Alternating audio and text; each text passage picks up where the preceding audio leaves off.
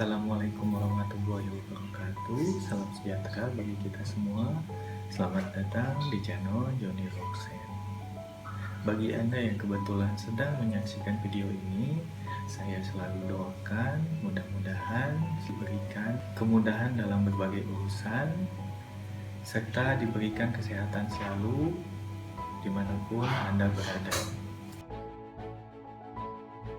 Seperti yang sudah saya sampaikan di video sebelumnya, bahwa di kesempatan kali ini juga saya masih akan fokus membahas tentang Provinsi Yogyakarta ya, atau yang lazim disebut sebagai Daerah Istimewa Yogyakarta. Untuk cerita ketiga ini perjalanannya agak sedikit berbeda, karena di cerita ketiga ini saya benar-benar melakukan perjalanan menuju Jogja seorang diri, dan tentunya dengan ala backpacker ya, dengan hemat. Perjalanan ini sebenarnya saya tujukan untuk mengunjungi Candi Prambanan ya, lebih spesifiknya, karena beberapa kali saya menginjakan kaki di Yogyakarta, belum sekalipun ya pernah sampai ke Candi Prambanan gitu. Jadi di perjalanan ini memang dari awal memang saya sudah meniatkan bahwa perjalanan ini adalah untuk menuju ke Candi Prambanan.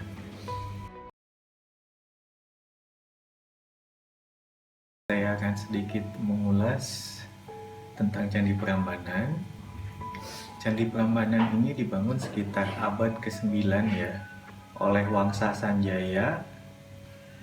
Dan keterangan tersebut didapatkan dari prasasti Siwarga yang ditulis di era masa pemerintahan Rakai Pikatan. Kini prasasti tersebut tersimpan di Museum Nasional ya di Jakarta. Jadi jika kita ingin melihat prasastinya sangat mudah ya untuk mencarinya. Tinggal datang saja ke Jakarta ke Museum Nasional Republik Indonesia. Namun berdasarkan cerita dari mulut ke mulut atau dari folklore lah ya, mungkin cerita rakyat yang beredar, saat itu Candi Prambanan ditemukan oleh seorang kolonial Belanda gitu.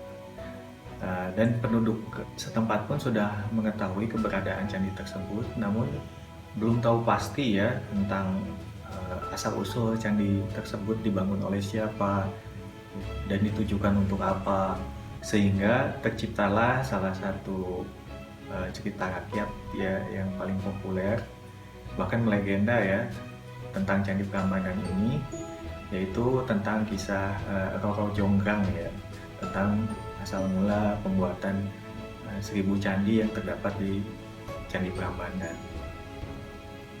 Jadi legendanya bercerita tentang urusan asmara antara Bandung Bondowoso dengan Roro Jonggrang. Lanjut kepada cerita, saat itu kalau tidak salah sekitar bulan Maret tahun 2012 ya.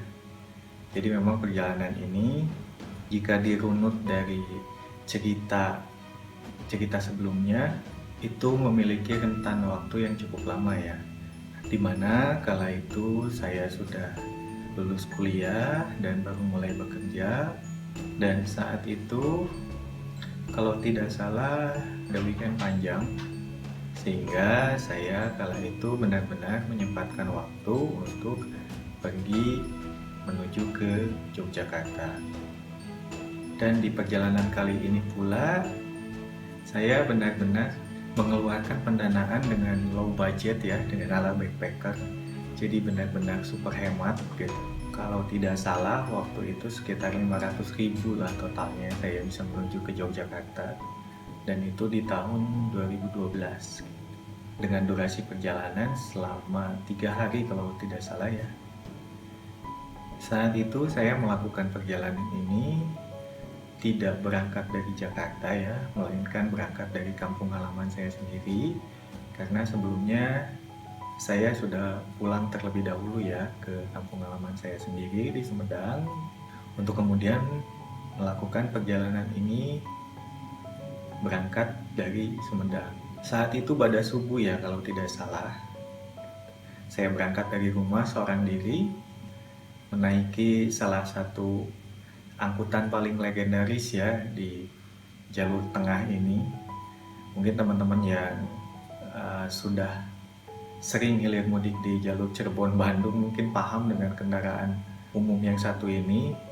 Kendaraan umum yang bisa dikatakan sebagai raja jalanan jalur tengah ya, karena para pengemudinya yang super ekstrim dalam mengemudikan kendaraan tersebut. The one and only Buhe Jaya ya, atau satu lagi ada RW ya, atau Rukun Wati gitu. Jadi memang dua moda transportasi ini memang selalu bersaing. Dua-duanya itu merupakan minibus ya, berbentuk elep gitu. Jadi saat itu saya berangkat menaiki Buhe atau RW ya, saya lupa kalau itu. Tapi yang jelas salah satu dari mereka lah. Untuk kemudian sampai di Cibiru ya, karena kebetulan waktu itu elep yang saya naiki tersebut tidak melalui tol, tapi lewat jalur Cibiru. Untuk kemudian saya melanjutkannya dengan angkot ya, untuk menuju terminal Cicahem. Dan dari Sumedang untuk menuju ke Bandung ya, ke terminal Cicahem tersebut, saya hanya cukup mengeluarkan uang sekitar 20.000. Jadi untuk naik elopnya itu sekitar 15.000. Untuk kemudian disambung naik angkot dari Cibiru menuju Cicahem itu cukup membayar sekitar 5.000 ya. Sampainya di Cicahem, saya melanjutkan dengan menaiki ojek ya kala itu untuk menuju ke stasiun Kiara Condong, karena saya berencana berangkat dengan menggunakan kereta api ekonomi. Naik ojeknya sendiri kalau tidak salah sekitar 15.000 juga. Saya sampai di stasiun Kiara Condong, dan ini masa ketika PT KAI mulai berbenah ya, ketika kereta ekonomi ini mulai dirapihkan lah ya dari segi pelayanannya gitu. Jadi di tahun itu kereta ekonomi itu sudah bisa dikatakan cukup nyaman, bersih, dan sudah bisa dipastikan bahwa setiap penumpang itu akan dapat tempat duduk ya. Jadi satu tiket beneran satu tempat duduk, dan pembelian tiket pun masih bisa dilakukan go-show ya kalau tidak salah saat itu. Karena saya sendiri datang ke stasiun itu belum memegang tiket ya, jadi saya beli langsung go-show di stasiun tersebut. Saya saat itu langsung menuju ke loket pembelian karcis, namun karena long weekend gitu, jadi ketersediaan tiket itu ternyata sudah habis gitu. Namun karena di masa itu KAI juga masih dalam rangka berbenah gitu, jadi akhirnya saya bisa mendapatkan tiket dari Calo ya. Cuma memang harganya agak sedikit mahal. Harga tiket dari Bandung menuju Jogja itu kurang lebih 45.000 kalau tidak salah gitu. Dan saya mendapatkan tiket itu dari Calo seharga 65.000. Jadi memang cukup murah ya. Kebetulan saat itu ada kereta ya yang berangkat sekitar pukul setengah 7 atau jam 7 pagi gitu kalau tidak salah. Saya lupa nama keretanya, ya antara Parahyangan atau Kahuripan atau apalah, lupa, saya lupa. Yang pasti kereta yang saya naiki adalah kereta ekonomi yang berangkat dari stasiun Kiara Condong dan menuju ke stasiun Lempuyangan Jogja ya. Jadi bukan ke Tugu tapi ke stasiun Lempuyangan. Dan perjalanan ini sebenarnya memang saya niatkan untuk naik kereta karena saya belum pernah sama sekali naik kereta untuk bepergian jauh. Seringnya itu saya lebih cenderung menggunakan bus malam ya. Jadi memang jarang saya tuh naik kereta. Maka itu saya memang benar niat banget gitu buat pergi ke Jogja ini dengan menggunakan kereta ekonomi. Singkat cerita, saya masuk ke kereta dan kereta pun berangkat. Jadi saat itu keretanya sebenarnya memiliki tujuan akhir yaitu Malang ya. Karena ketika saya duduk di kereta tersebut, kebetulan saya mendapatkan tempat duduk bareng dengan seorang bapak-bapak ya yang memakai baju biasa. Namun ternyata setelah ngobrol ngalor ngidul, ternyata beliau seorang anggota TNI ya, gitu. Saya ngobrol asik dengan bapak tersebut, dan dari penuturan si bapak TNI tersebut, ternyata kalau seorang anggota TNI itu untuk menaiki kereta ekonomi tersebut dengan tujuan Malang, dia cukup mengeluarkan uang sekitar 14.000 kalau nggak salah ya waktu itu. Karena memang untuk anggota TNI itu memang selalu ada diskon ya kalau naik kendaraan umum gitu. Dan jika Anda memang belum pernah menyempatkan diri untuk menaiki kereta dari Bandung menuju ke Jogja atau ke Surabaya atau ke Malang, sebenarnya perjalanan dari Bandung menuju ke Jogja ini, pemandangan yang akan kita dapatkan itu cukup bagus ya, keren gitu. Pokoknya asik lah. Pemandangannya dari mulai hamparan sawah, pegunungan dan lain-lain bisa kita dapatkan ya. Ya mungkin kalau bagi teman-teman yang belum bisa menggambarkan seperti apa suasana kereta ekonomi itu, mungkin teman-teman bisa lihat di film 5 cm ya.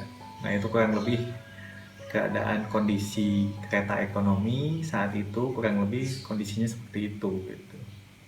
Jadi memang cukup seru karena biasanya ketika kita naik kereta ekonomi itu awareness dari para penumpang tuh sangat bagus ya. Jadi memang ketika kita duduk bersebelahan itu saling pada ngobrol gitu. Jadi seru lah gitu ceritanya. Berbeda ketika kita menaiki kereta-kereta eksekutif ya, yang mohon maaf nih karena selama saya berkali-kali menaiki kereta eksekutif, saya belum pernah sekalipun ngobrol dengan penumpang lainnya gitu. Karena biasanya kecenderungannya orang yang naik kereta eksekutif itu duduk terus langsung memakai earphone di telinga, sehingga benar-benar sama sekali tidak ada interaksi ya, seolah-olah cuek-cuek aja gitu. Berbeda sekali dengan suasana kondisi kereta ekonomi yang kadang walaupun kita tidak saling mengenal, kita bisa ngobrol ngalor ngidul gitu, dan saling berbagi lah ya kalau kita makan atau apapun gitu. Jadi bagi diri saya pribadi itu sangat membekas ya, sangat bermakna gitu. Kenapa saya itu lebih cenderung senang menaiki angkutan-angkutan ekonomi gitu. Karena pada saat itu PT KAI masih dalam proses pembenahan ya, jadi di sela-sela perjalanan itu saya masih bisa ngerokok ya di sambungan antar gerbong, saya lupa namanya apa itu. Jadi selama perjalanan tersebut, selain ngobrol ngalor ngidul bersama si bapak TNI tersebut, sambil sesekali saya menuju ke ujung gerbong ya, ke sambungan gerbong, hanya sekedar untuk merokok ya, 1-2 batang. Perjalanan cukup memakan waktu yang lama ya, kurang lebih kalau tidak salah saat itu kereta berangkat sekitar pukul 7 dari Kiara Condong dan tiba di Lempuyangan itu sekitar pukul 3 sore atau jam 2 lebih lah ya, jam 2 dikit lah, jam 2 siang lebih sedikit.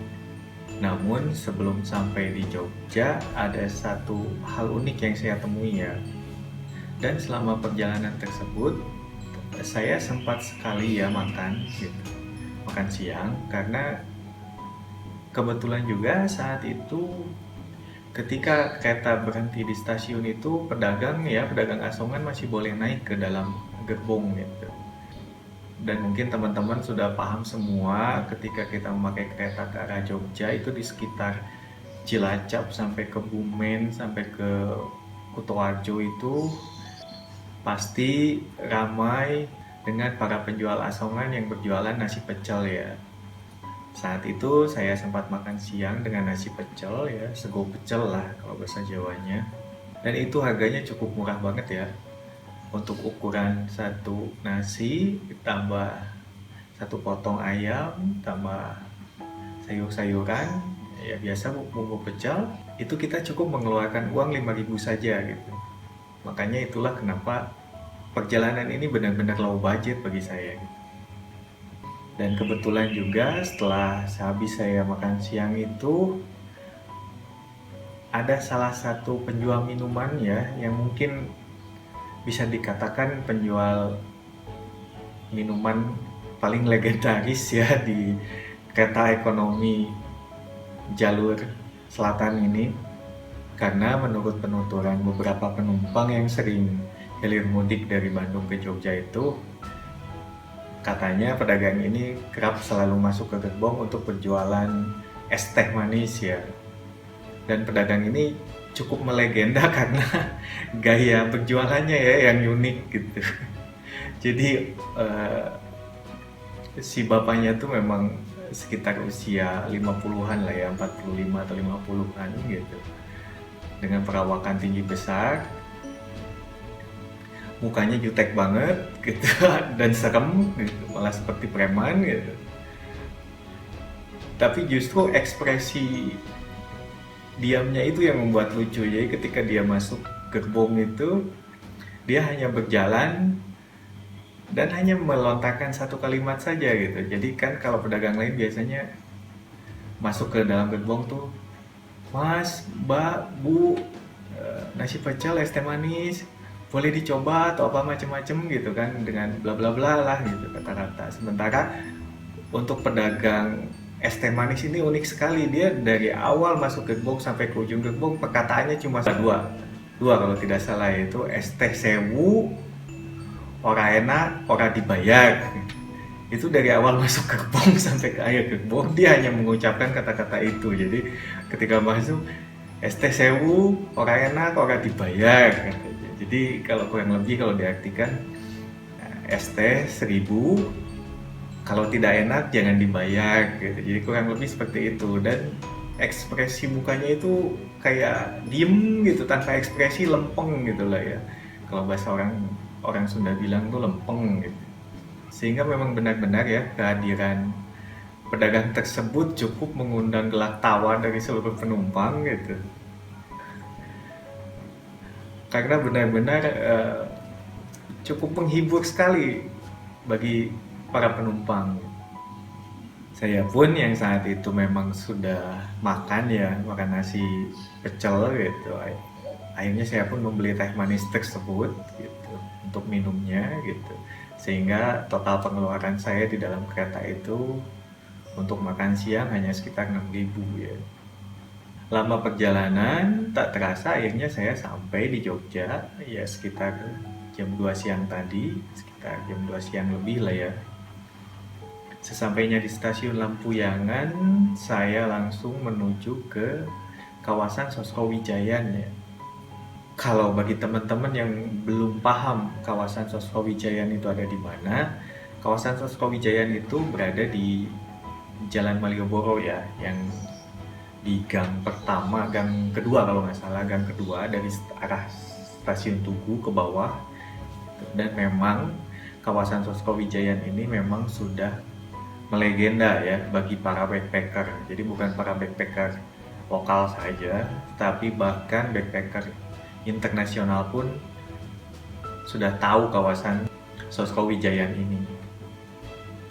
Di mana di kawasan ini terdapat hotel-hotel, losmen, guest house dan macam-macam yang menawarkan harga yang cukup murah sekali ya. Jadi saat itu saya langsung menuju ke Sosrawijayan dengan menggunakan beca kalau tidak salah, untuk kemudian berjalan kaki di kawasan Sosrawijayan mencari-cari penginapan gitu. Di saat saya sedang berjalan-jalan di kawasan Sosrawijayan tersebut, saya bertemu serombongan anak muda ya yang mungkin memang tidak seumuran, masih lebih tua saya. Dan mereka kalau tidak salah sekitar ada 4 orang gitu, dan kebetulan juga mereka sedang mencari penginapan. Singkatnya, saya bergabung bersama mereka untuk mencari penginapan sambil ngobrol ngalor ngidul gitu. Hingga akhirnya dapat salah satu losmen ya yang cukup benar-benar murah sekali gitu. Sekitar 50.000 ya per malam kalau tidak salah, yang memang sangat murah sekali gitu.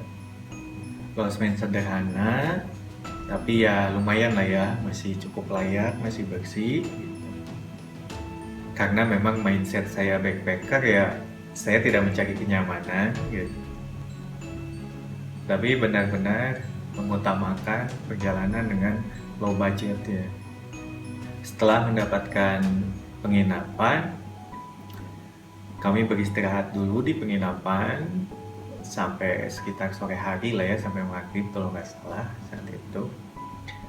Hingga setelah pada maghrib, akhirnya kami memutuskan untuk berjalan-jalan di area Malioboro, yang memang lokasinya tidak jauh ya, jadi dari losmen tersebut. Jadi cukup berjalan kaki saja, kita sudah sampai di Jalan Malioboro. Malam itu suasananya cukup ramai ya, karena mengingat long weekend waktu itu liburannya. Jadi kawasan Malioboro itu cukup ramai ya, cukup seru gitu. Seperti biasa, kami berjalan-jalan dari ujung stasiun Tugu hingga menuju ke depan keraton ya, ke alun-alun Kidul lah, kalau tidak salah namanya. Alun-alun Kidul, hingga akhirnya kami pun balik lagi ke atas gitu, hanya untuk sekedar berjalan kaki sambil melihat pernak-pernik jajakan jualan di sepanjang Jalan Malioboro. Hingga tak terasa, saat itu kami menghabiskan waktu cukup lama, hingga tepat pukul 10 kalau tidak salah ya, sekitar pukul 10 malam, akhirnya kami memutuskan untuk beristirahat sambil makan ya di salah satu angkringan yang masih berada di kawasan Malioboro. Dan saat itu seperti biasa menu favorit angkringan ya, nasi kucing dengan beberapa lauk lah ya, kayak sate telur puyuh gitu, sama sate ati atau menu lainnya. Dan saat makan malam itu saya hanya menghabiskan uang sekitar 5.000 juga ya kalau tidak salah, karena saat itu saya makan 2 nasi kucing itu ditambah 1 telur puyuh, tambah 1 telur ati, ditambah es teh manis, itu kurang lebih sekitar 5.000 rupiah saja gitu kita. Jadi benar-benar murah sekali. Namun jangan salah sangka dulu, meskipun harganya terbilang murah, tapi bagi saya pribadi masakan angkringan tersebut sangat enak sekali ya. Cukup puas berjalan-jalan di area Malioboro, akhirnya kami memutuskan untuk pulang ke penginapan untuk beristirahat, dimana di keesokan paginya kami bersepakat untuk pergi menuju ke Candi Prambanan. Di keesokan paginya, saat itu sekitar pukul 7 lah ya, pukul 7, pukul 8 kami mulai berangkat dari penginapan. Berangkat dengan menggunakan Trans Jogja ya, karena kalau dari Malioboro menuju ke Candi Prambanan itu ada salah satu trayek Trans Jogja, jadi memang harganya cukup murah. Saya lupa berapa bayarnya ya saat itu, tapi memang sekitar 5.000-an lah kalau tidak salah. Jadi kita cukup nunggu saja di halte Malioboro, nanti akan ada Trans Jogja yang menuju ke Candi Prambanan. Jadi hanya sekali naik gitu. Sampainya Candi Prambanan, kami langsung masuk menuju ke area candi. Saat itu tiket masuk Candi Prambanan kalau tidak salah masih sekitar 25.000 atau 35 ya, saya lupa lagi gitu. Tapi memang kisaran 25.000 sampai 40.000 lah kalau tidak salah. Saat itu kami membeli tiket, langsung masuk, dan seperti biasa berkeliling menuju area candi sambil sesekali berfoto, nongkrong-nongkrong sambil ngerokok, memutari area kawasan candi. Kebetulan saat itu cukup ramai juga pengunjungnya, sehingga agak sedikit kesulitan ya saat kami mencoba untuk mengambil foto tanpa ada background orang berlalu lalang di sana gitu. Dari Candi Prambanan ini sebenarnya bisa langsung menuju ke area Candi Ratu Boko ya. Jadi di Candi Prambanan sendiri tersedia semacam tiket terusan ya untuk menuju ke kawasan Candi Ratu Boko ya. Kawasan Candi Ratu Boko itu kalau bagi teman-teman yang belum tahu, itu bisa dilihat dalam serial film AADC yang kedua ya, dimana saat itu adegannya si Rangga sama Cinta itu menghabiskan waktu di Jogja dan main di Candi Ratu Boko ya. Namun saya tidak menuju ke Candi Ratu Boko saat itu, saya cukup mengitari di area Prambanan saja, sehingga cukup puas dengan berjalan-jalan di area Candi Prambanan. Akhirnya saya pun sesekali sambil istirahat, saya berteduh di bawah pohon, sekedar merokok lah sambil ngopi-ngopi, sambil ngobrol ya, ngalir ngidul dengan salah satu petugas kebersihan di area Candi Prambanan yang saat itu saya temui gitu. Petugas kebersihannya itu seorang nenek tua ya, yang membuat saya kagum lah ya, salut gitu. Di usianya yang sudah senja, tapi beliau masih mau bekerja keras gitu, dengan menjadi salah satu petugas kebersihan di area Prambanan gitu. Saya lumayan cukup lama ngobrol ngalor ngidul dengan simbol tersebut. Hingga saat itu juga ada sepasang warga negara asing ya yang menghampiri saya hanya untuk sekedar bertanya tentang Jogja dan Candi Prambanan gitu. Dan kami pun mengobrol agak lumayan lama juga ya. Hingga akhirnya tak terasa waktu pun menjelang siang ya. Akhirnya saya pun memutuskan untuk kembali ke penginapan. Sampainya di penginapan, kami pun beristirahat hingga sore menjelang. Dan ketika selepas pada maghrib, kami pun kembali ya menuju ke area Malioboro. Hanya untuk sekedar makan malam di angkringan lagi. Dengan budget yang minimal lagi tentunya. Nongkrong-nongkrong sambil jalan-jalan lagi. Sehingga akhirnya kami pun memutuskan untuk kembali ke penginapan. Besokan paginya kami semua memutuskan untuk pulang. Hanya saja teman-teman sharing backpacker tersebut berpamitan kepada saya untuk melanjutkan perjalanan menuju ke Purworejo. Ya, mengunjungi saudaranya, mungkin saya lupa kala itu, tapi yang pasti mereka pamit duluan sekitar pagi-pagi gitu. Sementara saya langsung menuju ke stasiun Lempuyangan untuk kembali mencari tiket kepulangan ya. Dan tentunya tanpa melalui tiketing resmi lagi, kala itu saya mencari calo tiket di terminal Lempuyangan dan mendapatkan tiket menuju Bandung dengan kereta ekonomi kembali. Hanya saja harganya saat kepulangan ini cukup lumayan mahal ya, sekitar 100.000 kalau nggak salah ya, 100.000 gitu. Kalau di awal keberangkatan itu dari Bandung menuju Jogja itu saya mendapatkan 65.000 ya dari calo itu. Sementara di stasiun Lempuyangan saya mendapatkan tiket seharga 100.000. Setelah mendapatkan tiket, akhirnya kereta menuju Bandung pun sudah mulai tiba dan saya pun memasuki gerbong. Hingga akhirnya saya pulang kembali menuju ke Bandung. Mungkin itu saja untuk cerita kali ini. Jadi memang tidak terlalu banyak destinasi juga yang saya tuju, namun bisa digarisbawahi bahwa perjalanan kali ini merupakan perjalanan dari Sumedang menuju Jogja dengan biaya yang relatif murah ya, atau low budget lah ya.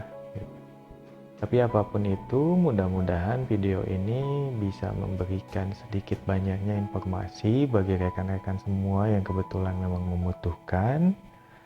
Mohon maaf jika ada salah-salah kata. Assalamualaikum warahmatullahi wabarakatuh.